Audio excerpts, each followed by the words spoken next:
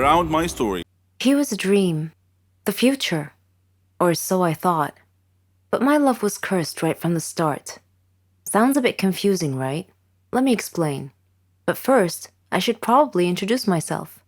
I'm Carolyn. I was a dreamer.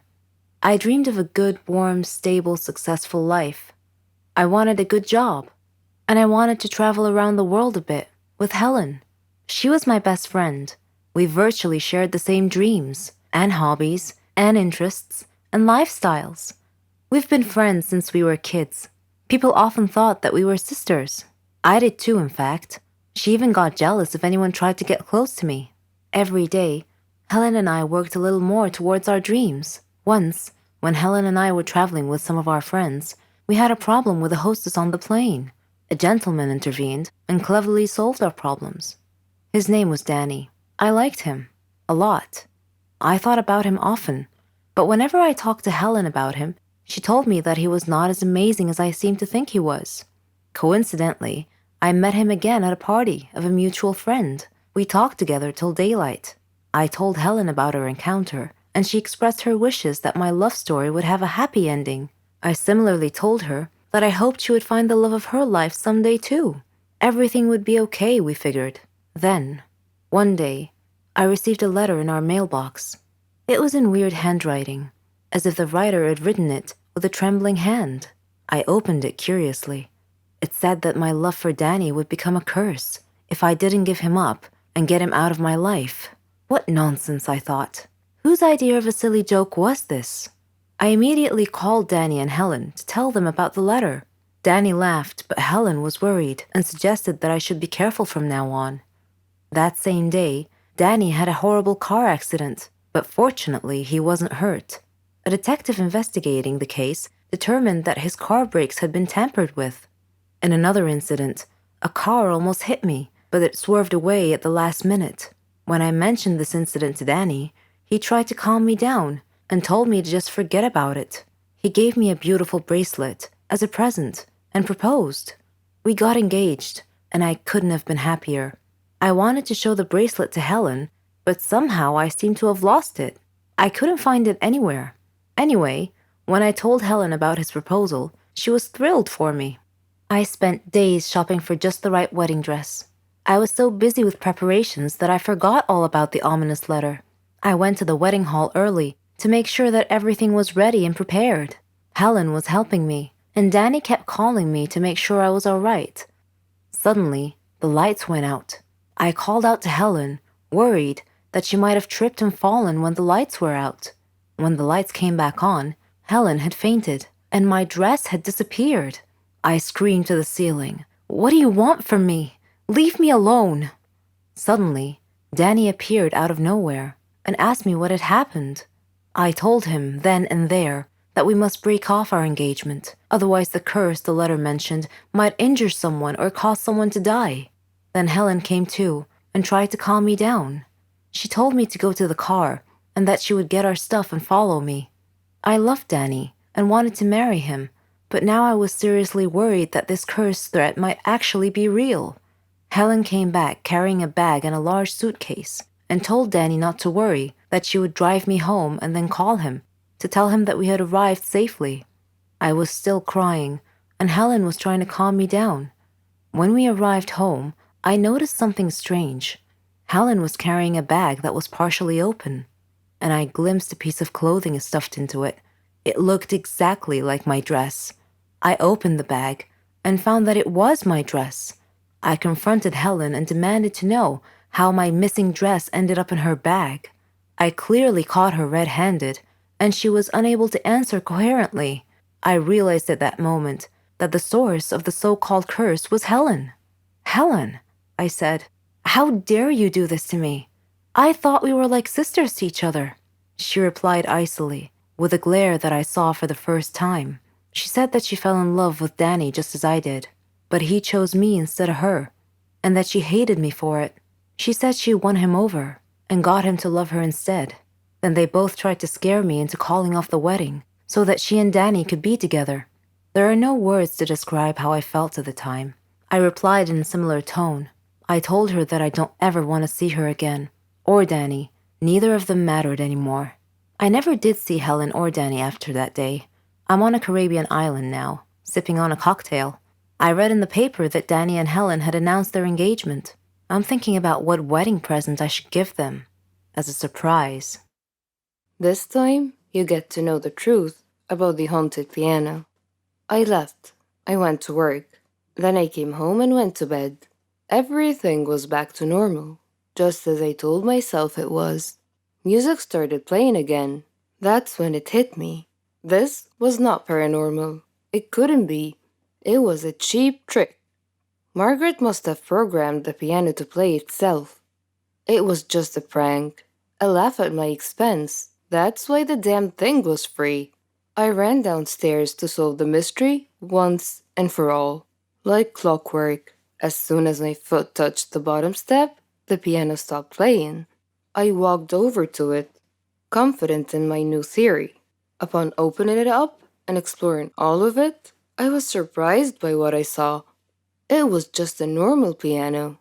Nothing extra was added in its creation to make it play on its own. My calmness was not calm anymore. I stared at the red wood and ivory keys before me and almost felt compelled to ask, "What are you?" Instead, I remained silent. This silence, however, was quickly interrupted by the sound of music as the piano began playing itself once again. I wanted to run, but fear kept me still. I watched the horror unfold. The keys were being pressed down hard, controlled by an unseen force. A haunting peace filled the room as pictures fell from the walls. The house began to shake around me. My eyes darted back and forth in fear. But then I noticed something outside. Standing at my window was a shadowy figure. I ran outside to escape the madness. All the while the song went on. The house continued to shake behind me. The dark figure was nowhere to be seen. Margaret has not rigged the piano to play on its own, but I was not losing my marbles either.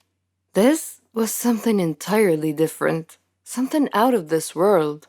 All at once, the music stopped playing, and the world around me with it. No wind, no cars, no animals, and no people. Nothing. It was the middle of the night at this point, but where were the crickets, the frogs, or even the trees? Where was life outside my home? A little exploration revealed that I was truly by myself. Every living creature in the world had disappeared. What the hell was going on? Why was this happening?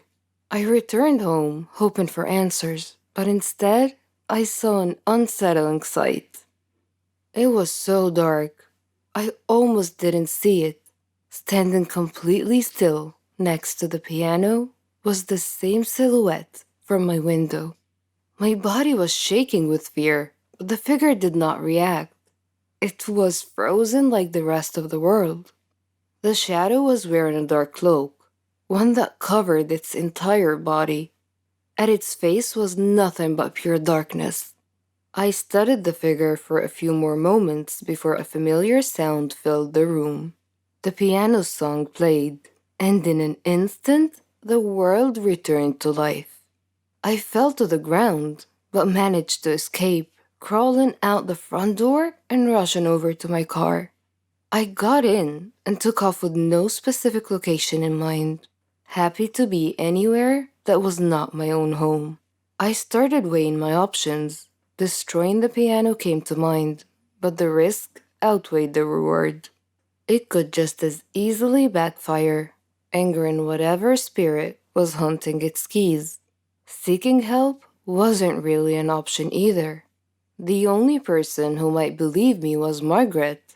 That was it. Margaret. Maybe she would know what to do.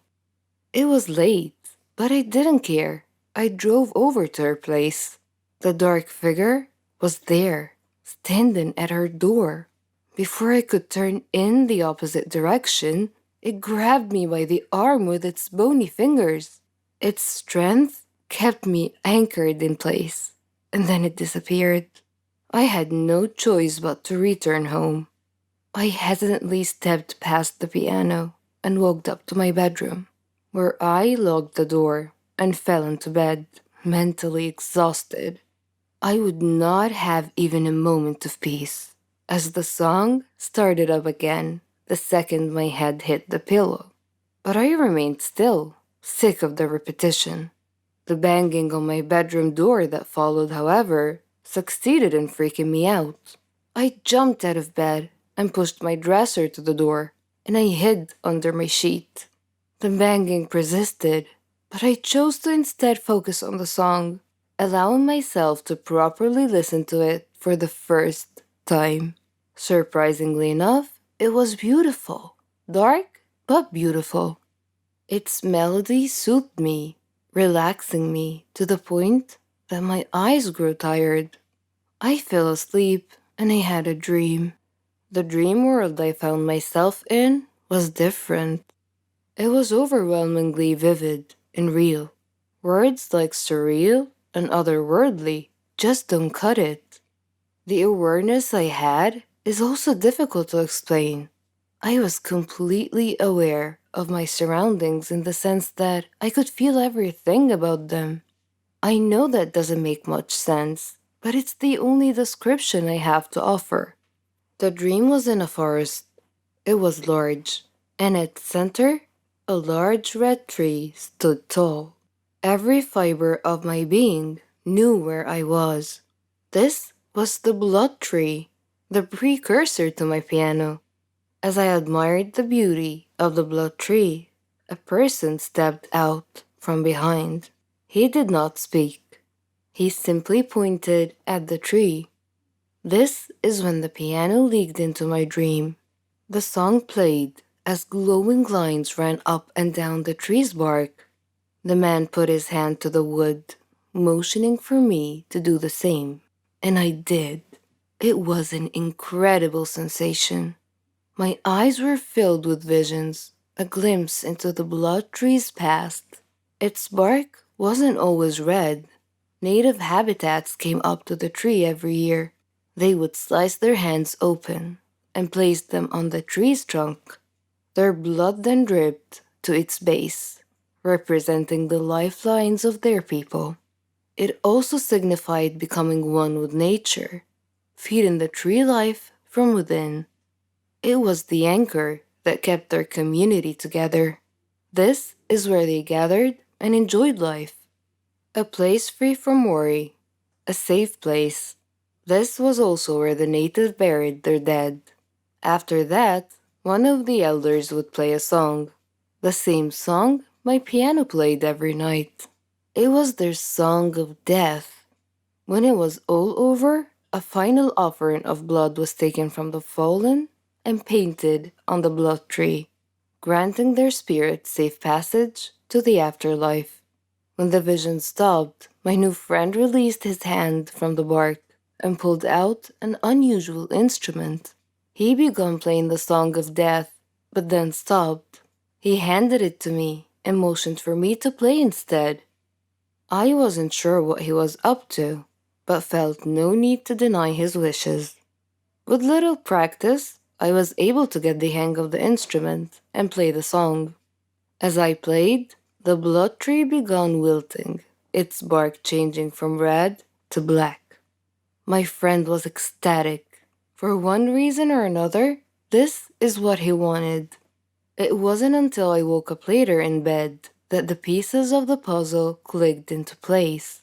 Margaret's grandfather had taken away the natives' headstone. He violated their connection to nature as well as with one another. The tree and its spirits had to be put to rest, and once and for all, there was only one way to do this. I can't explain how, but I knew I needed to play the Song of Death on the piano, the whole way through without interruption. It was the only thing that would break the curse. I ran downstairs and put my plan into action. When my hands touched the keys, the house violently shook, knocking frames and furniture all over the place. I kept my composure. Out of the corner of my eye, I saw the dark figure standing at my window again. Still, I continued. I had an obligation to preserve, if not for the tree or its ghosts, then for myself. The nightmare had to end. They roamed around the room, sometimes next to me, other times breathing down my neck. I paid no attention on the outside, but my bones were shaking. I had come too far to lose my balance now. Just as the shadowy figure sat next to me at the piano, I struck the final note of the song. The madness around me stopped. I turned to the figure beside me, and it was the native from my dream. He threw me a thankful smile before vanishing. My work was done. Months have passed, and the piano remains in my living room, quieter than it's ever been before. I even play it from time to time. If there's one thing you can take away from my experience, it's to be mindful of the things that make sounds at night. Try your best not to be frightened, and please let this tale be a warning to you. Don't ever buy strange things from Craigslist. You'll thank me later.